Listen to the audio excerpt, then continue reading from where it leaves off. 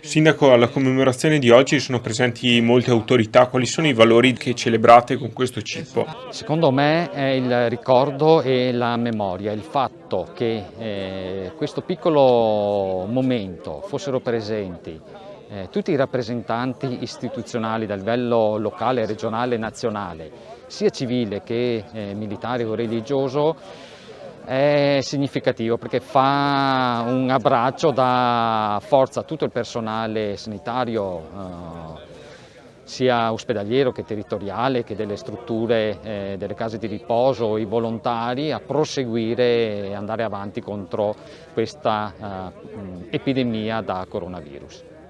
Prima, durante il suo intervento, l'onorevole Paolin diceva che è importante preservare il ricordo di questo impegno anche dopo l'epidemia, è d'accordo? Sì, e lo condivido appieno, ma tanto è vero che il 20 febbraio è una giornata simbolica nazionale con una legge approvata, la numero 155 del novembre del 2020.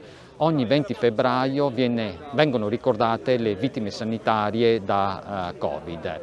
E direi che è assolutamente importante continuare a mantenere viva questa memoria.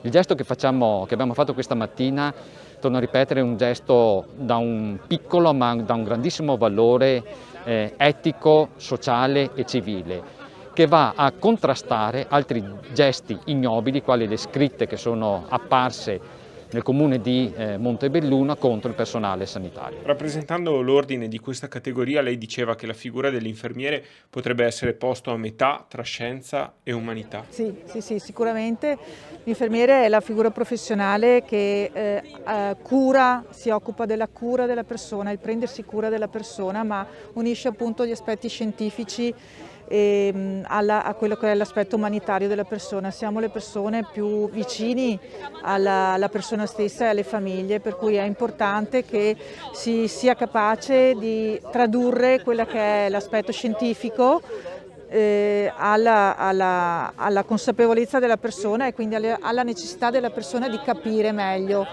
come interpretare appunto la scienza stessa. Quindi non è facile, però è un aspetto che l'infermiere è molto pratico e molto abile nell'affrontare.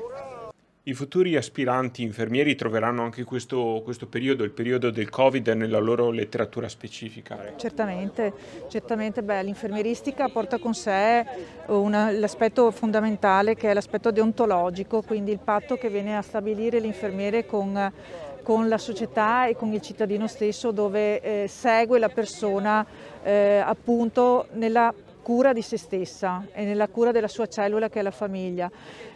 Cos'è che possiamo raccontare in futuro di questa esperienza? Che appunto non c'è soltanto il praticare le tecniche infermieristiche vere e proprie, ma c'è anche l'aspetto umanitario, quindi non solo l'umanità ma anche l'aspetto olistico della persona, tutte le sue dimensioni, psicologica, fisica e umanitaria stessa, insomma. Ecco, io non so come tradurla nella pratica perché avendola vissuta si fa fatica a raccontare in questo momento. Diciamo che in questo momento gli infermieri, come la sottoscritta, insomma, siamo ancora molto coinvolti emotivamente su questo aspetto qua, quindi diremo che sicuramente produrremo letteratura per questo aspetto in modo che riusciamo anche a raccontare su carta e su dimostrazioni reali, su numeri, ma anche su diciamo, teorie a supporto di quella che è la pratica infermieristica.